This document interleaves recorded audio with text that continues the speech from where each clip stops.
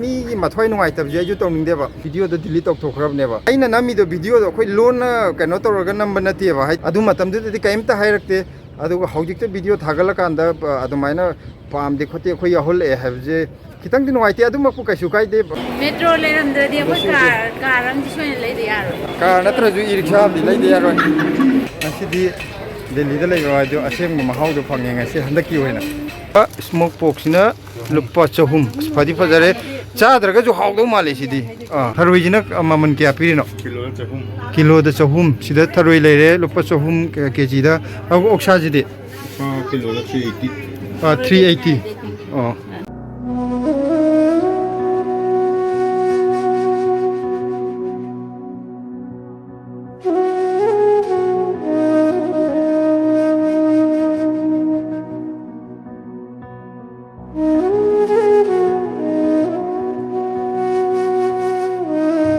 ꯍꯧꯖꯤꯛꯁꯦ ꯌꯥꯝ ꯏꯪꯁꯜꯂꯛꯄꯒꯤꯅꯦ ꯂꯩꯆꯤꯟ ꯊꯥꯕ ꯌꯥꯝ ꯍꯧꯔꯛꯑꯦꯕ ꯑꯗꯨꯅ ꯉꯁꯤꯗꯤ ꯌꯥꯝ ꯊꯥꯏ ꯑꯗꯨꯅ ꯄꯣꯠꯁꯦ ꯍꯪꯒꯥꯝꯁꯤꯅ ꯁꯣꯝ ꯅꯥꯀꯟꯗ ꯊꯝꯃꯒꯦ ꯍꯪꯒꯥꯝꯁꯤꯗꯤ ꯎꯟ ꯇꯥꯔꯤꯉꯩ ꯍꯥꯎꯕ ꯍꯦꯟꯕꯅꯦ ꯌꯦꯅꯝꯁꯤꯗꯤ ꯑꯗꯨꯝ ꯊꯝꯗꯣꯏ ꯅꯠꯇ꯭ꯔꯣ ꯊꯝꯗꯣꯏꯅꯤ ꯁꯤꯁꯦ ꯑꯝꯇ ꯀꯨꯞꯄ ꯌꯥꯕ꯭ꯔꯥ ꯑꯝꯇ ꯌꯦꯡꯒꯦ ꯃꯑꯣꯡꯁꯦ ꯑꯗꯣ ꯀꯩꯅꯣꯅꯦ ꯁꯤ ꯁꯦꯝꯅ ꯑꯩ ꯀꯩꯅꯣꯝꯇꯒ ꯍꯥꯏꯒꯦ ꯃꯌꯥꯝꯗ ꯐꯖꯅ ꯎꯕ꯭ꯔꯥ ꯉꯁꯤ ꯅꯍꯥꯟ ꯃꯊꯪꯗꯣ ꯍꯥꯏꯇꯥꯔꯦ ꯉꯁꯤ ꯍꯨꯝꯅꯤ ꯃꯃꯥꯡꯗ ꯑꯩꯈꯣꯏꯅ ꯚꯤꯗꯤꯑꯣ ꯑꯃ ꯊꯥꯒꯠꯄꯅꯦꯕꯀꯣ ꯃꯅꯤꯄꯨꯔꯤ ꯁꯣꯞ ꯑꯩꯈꯣꯏꯒꯤ ꯗꯦꯜꯂꯤꯗ ꯂꯩꯕ ꯃꯅꯤꯄꯨꯔꯤ ꯁꯣꯞꯀꯤ ꯃꯇꯥꯡꯗ ꯍꯥꯏꯗꯤ ꯍꯧꯖꯤꯛ ꯑꯥꯁ꯭ꯔꯝ ꯑꯗꯨꯒ ꯃꯍꯥꯔꯥꯅꯤ ꯕꯥꯒꯇꯁꯨ ꯃꯅꯤꯄꯨꯔꯒꯤ ꯗꯨꯀꯥꯟ ꯌꯥꯝ ꯐꯝꯃꯦꯕ ꯍꯧꯖꯤꯛꯀꯥꯟꯗꯤ ꯍꯥꯟꯅꯗꯤ ꯃꯅꯤꯄꯨꯔꯒꯤ ꯗꯨꯀꯥꯟ ꯍꯥꯏꯔꯒ ꯀꯩꯅꯣ ꯉꯥꯛꯇꯅꯦꯕ ꯃꯨꯅꯤꯔꯀꯥ ꯉꯥꯛꯇꯅꯦꯕ ꯌꯥꯝ ꯃꯃꯤꯡ ꯆꯠꯂꯤꯁꯦ ꯑꯗꯣ ꯍꯧꯖꯤꯛꯇꯤ ꯑꯥꯁ꯭ꯔꯝꯒ ꯃꯍꯥꯔꯥꯅꯤ ꯕꯥꯒꯀ ꯑꯗꯨꯋꯥꯏꯒꯤꯗꯨꯗꯁꯨ ꯌꯥꯝꯅ ꯐꯝꯃꯛꯄꯗꯨꯗ ꯑꯩꯗꯤ ꯍꯥꯟꯅ ꯑꯃꯨꯛꯇ ꯆꯠꯇ꯭ꯔꯤꯑꯕ ꯑꯗꯣ ꯐꯝꯃꯦꯗꯤ ꯇꯥꯕ ꯑꯗꯨꯒꯤ ꯅꯍꯥꯟ ꯀꯩꯅꯣꯁꯨ ꯂꯐꯨꯁꯨ ꯈꯤꯇꯪ ꯂꯧꯕ ꯑꯣꯏꯅ ꯆꯠꯂꯨꯕꯅꯦꯕꯀꯣ ꯁꯨꯝ ꯑꯩꯒꯤ ꯊꯥꯔꯤꯕ ꯈꯔꯁꯦ ꯍꯟꯖꯟ ꯍꯟꯖꯟ ꯎꯠꯄꯗꯨꯗꯤ ꯕꯣꯔꯤꯡ ꯆꯨꯔꯛꯄꯅꯤꯅ ꯅꯍꯥꯟ खितंग थांजिंगा लफूगा लेगेना चटपदुदा वीडियो खरा सेमकपनेबा अदवाइदुगे अदैदा अदुगी सेमकप वीडियो दो अइना नहान थागतपदुदा मयामनाजु याम पामने येंगबिबदु ओयेबको आई कमेन्टजु याम लाए नुंगाई खोले मणिपुरदा हाइदि मणिपुर की पोचै फंगबदु ममना असु सुपीबा चौराकपा हाइफेट खंगबदुदा एस अदुदना अदु पीबा अखोइ सिदना अदु पीबाना मयामजे याम नुंगाइनि येंगबदुदा कइदौगेबो आइना वीडियो दो हुजिक डिलीट तौथोखरे लौथोखरेबको लौथोकपदुदा मी हंगनरे कइनो नै वीडियो दो अदुदु याम नुंगाइ कइदौबै डिलीट तौरिनो खोलिनो न मी हंगनरेबा मयामा अददा अदुगी मतंग दai खितंग क्लेरिफिकेशन पीगे तौनेबा कइदौबगी वीडियो दो डिलीट तौरिनो दो अदा नहान वीडियो दो अखोइना ngसागी दुकान अखोइना नमीबा दुकान दु पिक्तरु पिएबको स्पेस तो याम पिएबा अयामबना हुजिकी मफम दुदा फंबा दुकान नि पिक्तरु पिएबा दुकान अम का खर चाहौवे अतैदि याम पिएबा मुनिरकादना दुकान याम चाव स्पेसियस ओएबको हुजिकी कइनोगी दो आश्रम लोमदा लेबिदुदि याम पिकपनिना कइदौवे पोचै लेबजिंग दो आइना सुम उटपदुदा ngसाई दुकान फमीबा इनाव हाइतारेने माजु याम फैये मागी पोट अखोइगी मपानदा डिस्प्ले तौबदुदि यामदबनिना मनुंगदा थमेबको स्पेस तो याम पिकपनिना हाइतारे अदो मनुंगदा जो एस आइसि मनुंगदा ओक्सा लै थरोइ लै काइना माइ फ्रिज का हांतोक्तना येंगलेबको आइना वीडियो नंबदुदा अदुगा सिना सिमा मन्नी अदुना अदुनि काइना येंगलकपुदुदा याम नुंगाइना वीडियो दा नंबा हाइतारे अदा आइना वीडियो नमिंगाइदा जो मी कस्टमर दम पोट खरा लौबो लाकपजु यावे अदा आइदो वीडियो दा सुम इंजांग दो लौबदुदा कस्टमर लाकपुदुदा कनामता आइना थौइना आइदि पोचै दि कोक योनबदुदा नंबदा जो स्पेस तो पिकपनिना खरा लैथोक लैसिन तौबदा मोइ लैबा लाकपा मी खरा सेकेंड खरागी यावबो खोटपा अदमाइन यावबगासु दुम यावजानेबको अदो आइना वीडियो नमिंगाइददि कनाम कैम हाइरक्तेबा हाइदि अखोइ यावबिगनो अदु यावबिगनो कैम हाइरक्तेबा अदो आइना कनामता जो फोकस तौरगा नंबजु यावदेबको अदु इतारजु पोचै दो नंबर दुकान दो पिकपनिना अदुम मी पो लैबा लाकपदो खरदि अदुम उबा यावबजाने आइजु मफम दो खंगदबा अखोइ इसी अमगा चटमिनाबनेबा अदुगी मफम दुकान फमबदो आइजु जगा दो खंगदबा अदे इसीगी दुदा तौरगा मोइ मी अखोइगी वीडियो दुदा सेकेंड खरगी यावबा मी अमा यावबजाने अइदा माना तौर आई याहोलकपा अदु तौरे अदा तौरे कंप्लेन तौनी अदा तौनी काइ याम साउना हाइरे खोलेना अदुमाइना हाइरे हेबा अदगी आइगी वीडियो दु नातै चादबा मोंगदे याव खोपदि अमते याव पोंते आइदि पोसै दु ngak थागतपदा अखोइगी खितंग कस्टमर लाकपदो मासियत अमा करी अमा सेकेंड अमनिगी यावबदुदि यावंगनी अदुदजु ओट ओइने याव खोप कैमते यावदेबा अदु इतारजु मी जे मानदेदना हाइदि कनागुम्बमना वीडियो दे यावनिंगबजु यावे कनागुम्बमना वीडियो दे याव पामदबजु यावे अदुना मोइ नुंगाइते खोते हाइबदुदा आई वीडियो दो डिलीट तौथोखरबनेबा हाइदि आइना मी एंटरटेन तौनबा मी ngakतंग येंगा वाखन नुंगाइनाबा वीडियो दा थागलगा आइगी वीडियो दो येंबदगी मी ꯅꯨꯡꯉꯥꯏꯇ꯭ꯔꯒꯗꯤ ꯀꯩ ꯀꯥꯟꯅꯅꯤ ꯚꯤꯗꯤꯑꯣꯗꯣ ꯊꯥꯒꯠꯄꯒꯤ ꯑꯗꯨꯗ ꯑꯩꯅ ꯃꯣꯏ ꯑꯗꯨꯃꯥꯏꯅ ꯅꯨꯡꯉꯥꯏꯇꯕ ꯃꯤ ꯌꯥꯎꯔꯒꯗꯤ ꯗꯤꯂꯤꯠ ꯇꯧꯔ ꯂꯣꯏꯔꯦꯅ ꯑꯩ ꯗꯤꯂꯤꯠ ꯇꯧꯊꯣꯛꯈ꯭ꯔꯕꯅꯦꯕꯀꯣ ꯑꯗꯣ ꯗꯤꯂꯤꯠ ꯇꯧꯊꯣꯛꯄꯗꯨꯗ ꯃꯤ ꯀꯩꯅꯣ ꯇꯧꯕ ꯌꯥꯎꯔꯦ ꯚꯤꯗꯤꯑꯣꯗꯣ ꯀꯩꯗꯧꯕꯩ ꯗꯤꯂꯤꯠ ꯇꯧꯔꯤꯅꯣ ꯅꯨꯡꯉꯥꯏ ꯈꯣꯠꯂꯦꯅ ꯍꯥꯏꯔꯛꯄ ꯃꯤꯁꯨ ꯌꯥꯎꯋꯦꯕ ꯑꯗꯨꯗ ꯑꯩꯅ ꯍꯥꯏꯗꯤ ꯀꯁꯇꯃꯔ ꯌꯥꯎꯕ ꯄꯣꯔꯁꯟꯒ ꯑꯩ ꯂꯣꯏ ꯂꯧꯊꯣꯛꯑꯒꯦꯕ ꯀꯝꯄ꯭ꯂꯦꯟ ꯇꯧꯔꯛꯏꯗꯣ ꯀꯅꯥꯅꯣꯁꯨ ꯑꯩ ꯈꯪꯗꯦ ꯃꯣꯏ ꯃꯤ ꯑꯗꯨꯗ ꯄꯣꯠ ꯂꯩ ꯂꯥꯛꯄ ꯑꯃꯅꯅꯦꯅ ꯍꯥꯏ ꯑꯗ ꯑꯩꯅꯁꯨ ꯍꯪꯉꯨꯗ꯭ꯔꯦ ꯗꯔꯀꯥꯔꯁꯨ ꯇꯥꯗꯦꯀꯣ ꯍꯪꯕꯒꯤ ꯍꯥꯏꯕꯗꯤ ꯃꯣꯏꯅ ꯄꯥꯝꯗ꯭ꯔꯒꯗꯤ ꯀꯣ ꯂꯧꯊꯣꯛꯈ꯭ꯔ ꯂꯣꯏꯔꯦ ꯑꯩꯗꯤ ꯃꯣꯏꯗ ꯀꯅꯥꯝꯇ ꯐꯣꯀꯁ ꯇꯧꯔ ꯅꯝꯕꯁꯨ ꯌꯥꯎꯗꯦ ꯑꯗꯒꯤ ꯀꯅꯥꯒꯨꯝꯕ ꯑꯃ ꯊꯑꯣꯏꯅ ꯃꯣꯏꯗ ꯎꯠꯀꯦꯁꯨ ꯅꯠꯇꯦ ꯑꯩꯗꯤ ꯄꯣꯠꯁꯦ ꯎꯠꯆꯕꯅꯦ ꯑꯗꯨꯗ ꯃꯣꯏꯒꯤ ꯍꯣꯏ ꯁꯣꯏꯗꯅ ꯀ꯭ꯂꯤꯞ ꯈꯤꯇꯪ ꯁꯦꯀꯦꯟ ꯑꯃꯒꯤ ꯑꯅꯤꯒꯤ ꯌꯥꯎꯈꯤꯕꯗꯣ ꯃꯣꯏꯅ ꯅꯨꯡꯉꯥꯏꯇꯦ ꯍꯥꯏꯔꯒꯗꯤ ꯀꯣꯛ ꯂꯧꯊꯣꯛꯄꯤꯈ꯭ꯔ ꯂꯣꯏꯔꯦ ꯑꯗꯨꯗ ꯀꯩꯝꯇ ꯆꯥꯎꯕ ꯏꯁꯨ ꯅꯠꯇꯦ ꯃꯤꯅ ꯄꯥꯝꯗꯕꯗꯨꯗꯤ ꯀꯩꯗꯧꯔꯅꯤꯅ ꯑꯩ ꯀꯩꯅꯣ ꯇꯧꯔꯕꯅꯦ ꯚꯤꯗꯤꯑꯣꯗꯣ ꯗꯤꯂꯤꯠ ꯇꯧꯈ꯭ꯔꯕꯅꯦ ꯑꯗꯨꯒ ꯍꯧꯖꯤꯛ ꯑꯩꯒꯤꯅ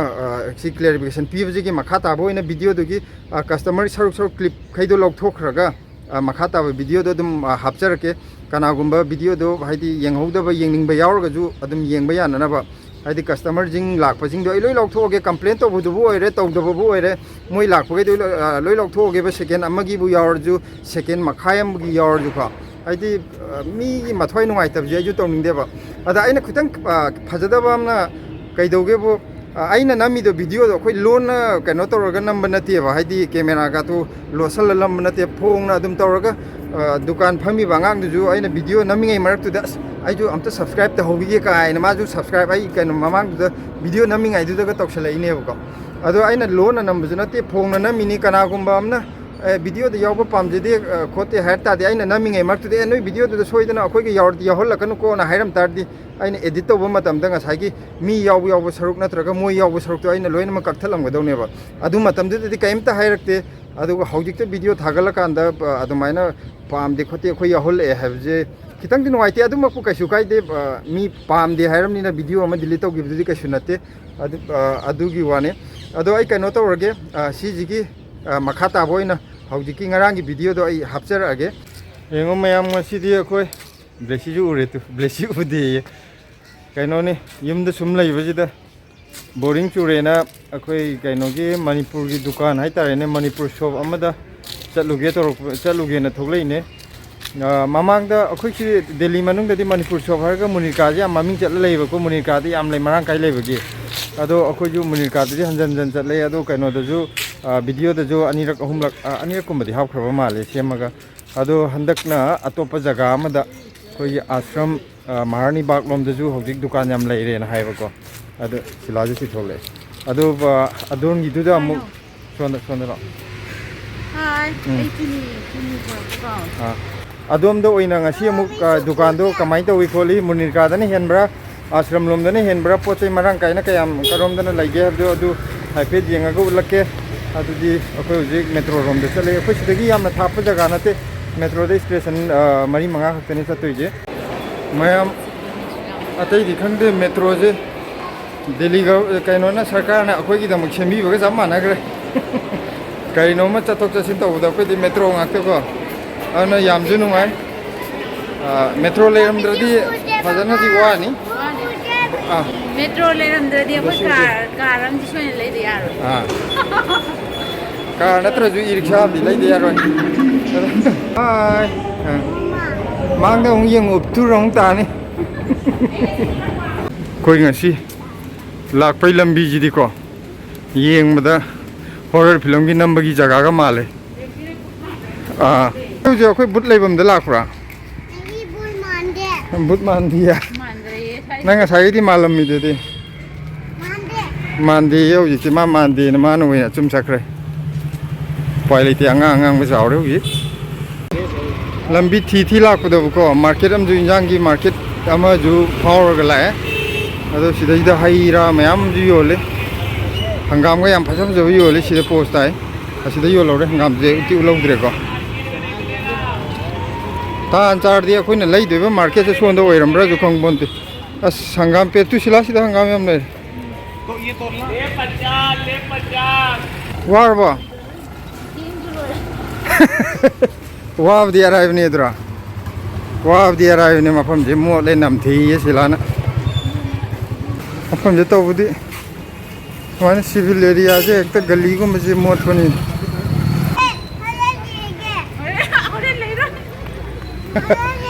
asmai horen lai raji yaman oi haibo ne horen lai raji inak nak pa mafam ne ngasi di Google na pura lak na re moi Google gi hanu bije farak tai ko hanu ek na Google je makok chai ro ke tar mi lak na ho re Google update tok dia ro asi khoi phajana lak na re inak nak pa yo je hadi asing bagi magi masagi asang ba lai ri je sugumba ahum lom mari rom chalale koiraga kadai kadai manam singi yonbomgi market kari kari market no gyan ta di mayam no power chale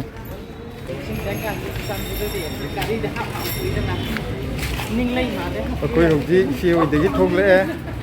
duga dukan lom dala ine kitang di thengjale adu thengre thengol leke blesi udre urabe ure ko mafam je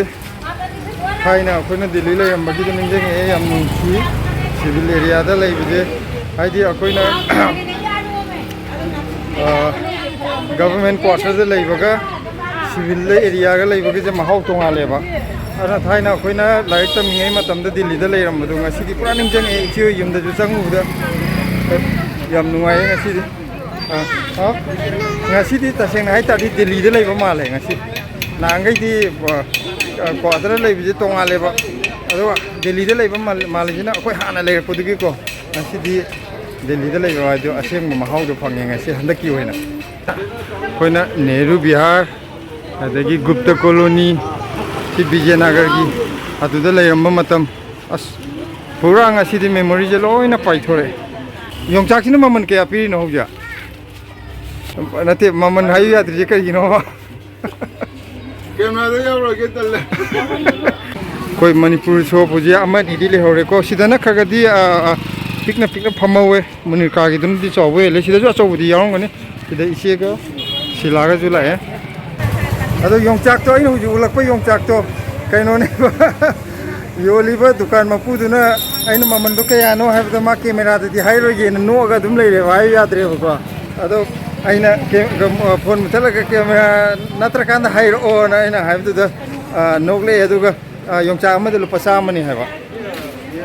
ado yumda di hokji ain tab da samagi ani tawe na haigum tawe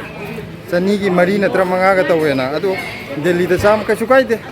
yumda kano tawuni na adum sida khar tang ni ba adu na moina maman yang ngeteng gatabagi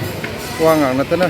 mamang da khar hong toro ko yumda mayam hong madu ko sida samagi mari de na tawbe bu ko adu na hokti yumda di am tang ni na sama pi bu ka sukai jeng khalai wakanda sida ju pamai north east shop oh sida ja khoi lambi chapada manam nungsibam pai thore khalaga to khoi sigi kaino je North East Savior na akoi romda North East ki hotel am le rame aduna mafam ji hekta phau do ko tongan ma manam pai thore akoi rongi oi ba jo akoi rongi ra akoi rongi dukan di yam le ro jani asida jom le dukan masing di phajani yame ado ya piktak taro ko sida jom le re ado pot sidi dukan amada gi sanga ga oina hanga ke hadi maman ji de amta khena roi na dukan ko di ma ado hape chorak pade sukyam lai hai bado adu sum ucharak pe wani da ngairong hai ba lapu hawum ti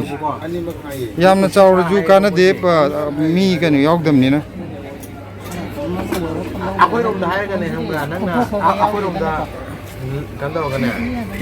ngasai using ja to kari maming hom hai da kari ba ngairong ji tadri thawal lom sai ta na ngairong hai ba aduga okay noi na kari haya cha akai no ne akoi Imphal West ne akoi di kai no using ja hai ba kari hai no hai ro keno lom sai che akoi di moi na lom sai che kai di ba noi kari haya hai ro oh kakching khangi ngairong hai ba ko chati wa ni ma na ko chamani maming lam gi loi tholi tebi tha badu da maming manga tu suri mane adu chu ta bada nuai da na matham kai haina ge do khang buje idea ne na khang je sida da saku se le re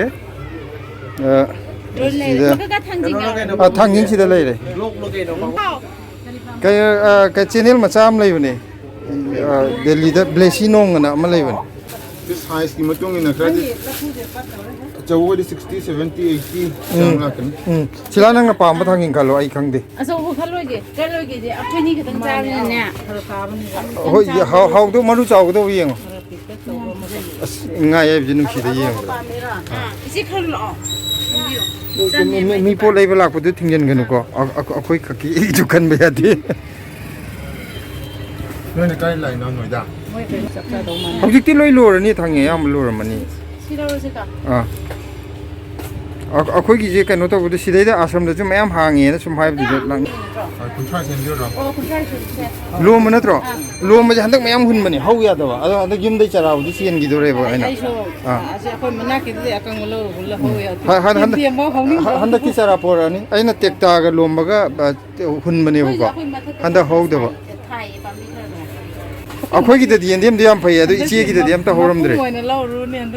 Sheela ꯍꯋꯥꯏ ꯃꯪꯒꯟꯁꯦ ꯅꯨꯡꯁꯤꯗ꯭ꯔꯦ ꯊꯥꯏꯅ ꯄꯤꯈꯥꯎꯗ half half ꯆꯥꯕꯗꯣ ꯄꯩꯁꯥ ꯇꯔꯥꯒꯤ ꯃꯤ ꯑꯍꯨꯝ ꯌꯦꯟꯅꯔ ꯆꯥꯔꯝꯃꯦ ꯑꯩꯈꯣꯏꯅ school ꯀꯥꯔꯀꯥꯟꯗ ꯑꯩꯈꯣꯏ ꯃꯇꯝꯗꯅ ꯑꯩ ꯈꯪꯉꯛꯄꯗ ꯑꯉꯥꯡꯉꯩꯗ ꯄꯩꯁꯥ ꯀꯨꯟꯒꯤꯐꯥꯎ ꯂꯩꯔꯦ LP ꯁ꯭ꯀꯨꯜ ꯀꯥꯔꯀꯥꯟꯗ ꯄꯩꯁꯥ ꯇꯔꯥꯒꯤ ꯆꯥꯔꯝꯃꯦ ꯑꯩ ꯁꯤꯗ ꯌꯨꯝꯒꯤ ꯃꯣꯔꯣꯛ ꯑꯁꯨꯕ ꯂꯩꯔꯦ 90 पीरो चावा ꯌꯥꯏ ꯁꯦ ꯁꯤꯗ ꯍꯋꯥꯏ ꯊꯔꯥꯛꯀ ꯃꯀꯨ ꯆꯥꯌꯧꯕꯤ ꯁꯤꯗ ꯃꯔꯣꯏ ꯅꯄꯥꯛꯄꯤ ꯂꯩꯔꯦ ꯅꯥꯀꯨꯞꯄꯤ ꯂꯩꯔꯦ ꯁꯤꯗ ꯃꯇꯨꯝ ꯑꯃ ꯂꯩꯁꯦ ꯀꯩꯅꯣ ꯈꯪꯗꯦ ꯑꯁꯪꯕ ꯁꯤꯗꯩꯁꯦ अदो नते ꯀꯝꯕꯣꯡ ꯅꯠꯇꯦ ꯁꯤꯂꯥ ꯅꯍꯥꯟ ꯀꯝꯕꯣꯡ ꯍꯪꯉꯤꯅꯦ ꯑꯩꯈꯣꯏꯅ सिंग पान ꯑꯣ ꯃꯄꯥꯟꯗꯣ ꯑꯁ ꯎ ꯃꯣꯔꯣꯛꯁꯦ ꯐꯖꯗ꯭ꯔꯦ ꯑꯁꯤꯗꯒꯤ ꯀꯩꯅꯣ ꯑꯃ ꯑꯩ ꯎ ꯃꯣꯔꯣꯛ ꯄꯥꯜꯂꯝꯕꯅꯦ ꯍꯟꯗꯛ ꯑꯗꯣ ꯀꯩꯅꯣ ꯇꯧꯈ꯭रे 130 लेया नीचे ꯑꯅꯤꯁꯤꯗ ꯌꯥꯔꯦ ꯑꯗꯨ ꯂꯧꯔꯒꯦ ꯑꯗꯩ ꯑꯇꯣꯞꯄ ꯀꯔꯤ हवाईजार ले ꯍꯋꯥꯏꯖꯥꯔꯗꯤ ꯑꯩꯈꯣꯏꯒꯤꯗ ꯂꯩ ꯆꯥꯕ ꯌꯥꯗꯕ ꯑꯩ ꯍꯧꯖꯤꯛ ꯌꯥꯏ ꯁꯤꯗꯩꯗ ꯀꯩꯅꯣ ꯂꯩꯔꯦ ꯁꯟꯐ꯭ꯂꯥꯋꯔ ꯁꯤꯗꯁ ꯁꯤꯗꯩꯗ ꯑꯆꯥꯔ ꯑꯩꯈꯣꯏ ꯌꯨꯝꯂꯣꯝꯒꯤ ꯉꯥꯔꯤ ꯀꯔꯤ ꯀꯔꯥ ꯎ ꯃꯣꯔꯣꯛꯀꯤ ꯁꯤꯗ ꯂꯣꯏ ꯌꯥꯎꯔꯦ ꯁꯤꯗꯁꯨ ꯉꯥ ꯀꯧꯇꯥ ꯃꯌꯥꯝ ꯂꯩꯔꯦ ꯌꯨꯝꯂꯣꯝꯒꯤ ꯍꯋꯥꯏ ꯃꯨꯕꯤꯁꯨ ꯄꯥꯜꯂꯕꯣ ꯍꯋꯥꯏ ꯃꯨꯕꯤ ꯑꯩꯒꯤꯁꯨ ꯄꯥꯜꯂꯛꯑꯅꯤ ꯄꯥꯟꯗꯣꯔꯦ ꯌꯥꯡꯈꯩ ꯑꯣꯝꯅꯦ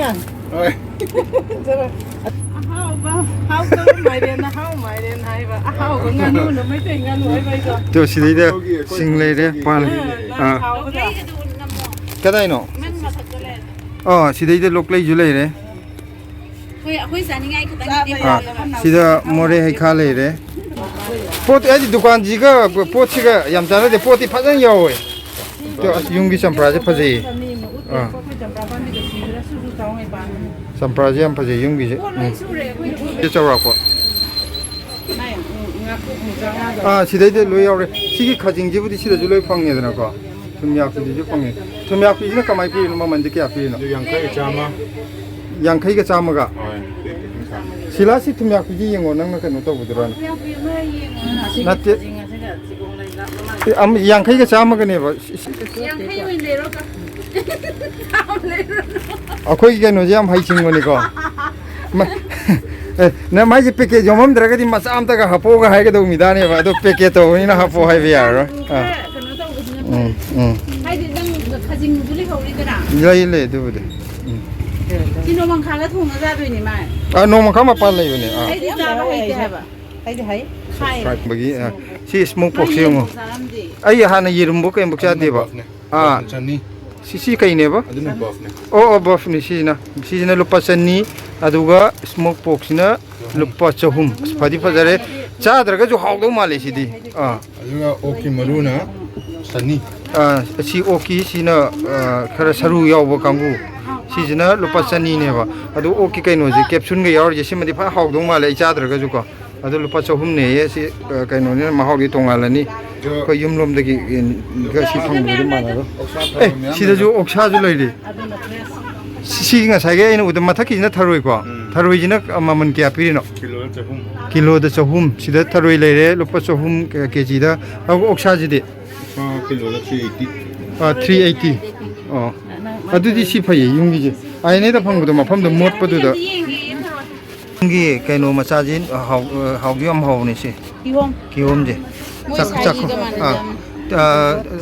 turbotiju sida phange kaino gi tuji phange maya gi ju adur gi ju yung gi jiga mahau de dum magi mapham du gi matungina kharga de dum khena bane mahau je manipur dukan je sona kandalai ju manipur dukan ko सिदजु Manipur दुकान है सिगिजु मणिपुरी दुकान है मथंगजिजु असि परेंगना लेरे सिदैदा सिदजु लेरे भैया metro station जाना अदु इसे फरे योगसंग्रगे को याम नुंगाय अदो मरक्ता सलो संगबिरो लाखपदा ayo ine lambi jangaw bye bye toro ma bokta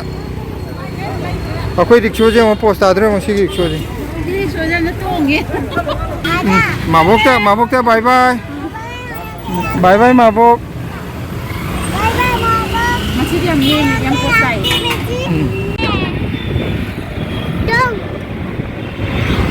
akoi tong rickshaw je mo pura yang mini engine dara chen mini ba je car le re siyo le ni chakau chapai ji are ji lagi yum da thoga kina posta re maning da jo khama um yauri tu ai thawrani koi hojik tong pa rickshaw do rickshaw na ti sumne rickshaw do sijine bu ko sum kaino mai engine panjan ba post am ta ne bhaiya thank you चल लगे nu iya mayam dina तो सीधे दु ngakta पोस्टा ने यम पोस्टा ने लई ma'am जे सी अखोय हलकदा सी metro station मनुंग जिदा सिला जे मोमो चानिंगी अदुगी बेस मोमो जे खर लौगी या मादे अतै दि चादम ने लेबिरो सबजे इंजांग लक थोपदा कैनो ना थांजिंग ने थिनगरे थोय इसिंग ने सल सु आया इथोय तु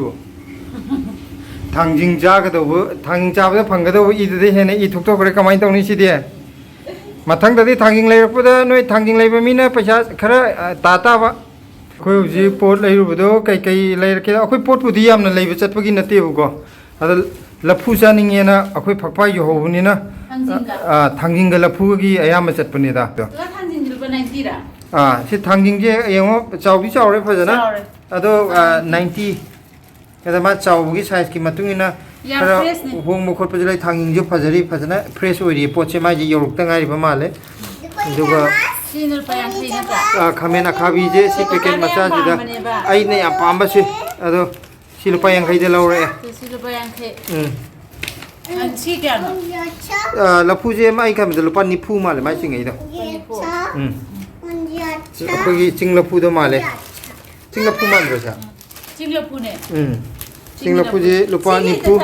Thumya pise mai tei giraba. Yum de gine che. Oh, sai de mo thumya pidoro te. Latte. Silupa yang kai ne. Lupa yang kai gine thumya pi pe ke che. Cham pi ju howe bu ko. Ado si ne yang kai pi ba. Ado silane yang kai je ma lor je. Haji kai no tamo hadi silai ma tai do ko tamo do ma ju chang ka do bu kui dre ba. Silupa kya na sai da. Yang kai ro ma lo da. Khangye. Okay ji de ne samaga kuntra pi haba ai di si matang ne kucham kuntra be ni ngure ko ade de le ro ro gi sine do ke ji ro kucham kuntra ne si pa kya no pa gi do ai khangau di adu lupa yang kai male yang kai ra kai no mai ji lom ba si yaura me ba ko ade ma packet to sadotri haba lupa yang kai mai sai haba ade da kuntra gi lor se ani ye kuntra gi ju sa ba male si lupa kuntra gi Mene ko chira chamas chamas atai ki sulere te si kata si gak tane lupa chahum yang kai ni sida ta ba do poti kai miao ponte da ai di ma adu de tu ning kok le ho ba samaroi kari kara du di akoi de loi ho ba ngak tani na lo bo ju matok ta dra ba adu kum ba di akoi adagi pan ju akoi halei adagi sanga pok kum ba di akoi nam cha dra ade umorok ti akoi chap ju ade umorok su yam phajawe ado hajiki dukan ma pham de yam ado akoi nga si laurei ba dukan do akoi gi tangkul gi naw mane ba yo lauri do ado yam nungai ma kano to we hospitality yam haidi lei bide yam nungai ba dukan ma pham je lei bide yam nungai ju lei dana ado nga si kaino da dukan do tara gi mathak tara mitra nga mu surong bani akoi gi manipur gi dukan macha kano to munir ka da na dukan do khara chaw we ko awa sigi ashram lakshmi kariba marani ba ashram sigi jida leibje sigi na dukan di macha ngakta picture pi ga na poti dum loi suno phange ba pot subudne da kar oi di adu yamna kano to bam na ngasi akhoi na laurei ba inaw do akhoi kano mi yam nungai ba pot leiba khopa ta to di wari watai sanam de yam nungai ba bam nei dana kaino ne akhoi gi imphal manung de leirak puni na lon do khoi da ba adugine Silana Hamada Mete Lon Koida Tankuni Noni Ado Yamnuay Mayam Juki Dukan do Atopa Dukan the Judum Lebi Koi Atopa Dukan Pai Pate Venati Atopa Dukan do the Chamudram Nina Hadi Mapana Pandu Lapanina Kashu cannot talk Drehujiki Inau do the labor to the Sumori what I am Nuai the Pole the Nuai Habam labor Mamang the Munika lay with the Yam Nuai Dukanam Jule Anova Pambanana Adagi Atai Dukan the Quickie Nuai Dukan Yarongani at some over the Wajika Hadi Mamandang Hiragang Ngang the weight of Mujudum Tengareva. Aduma didn't know I didn't call. A sila Sija Pambra, Sina Sita, we call Legana, what do you what I told you? Yamnuai and Sigi Kanodo, Dukan Pamuri now. Video the Matang de Lochel again, Matanga move Atopa video with the technology. Okay, bye, bye, Toro. Bye. Bye. Good night.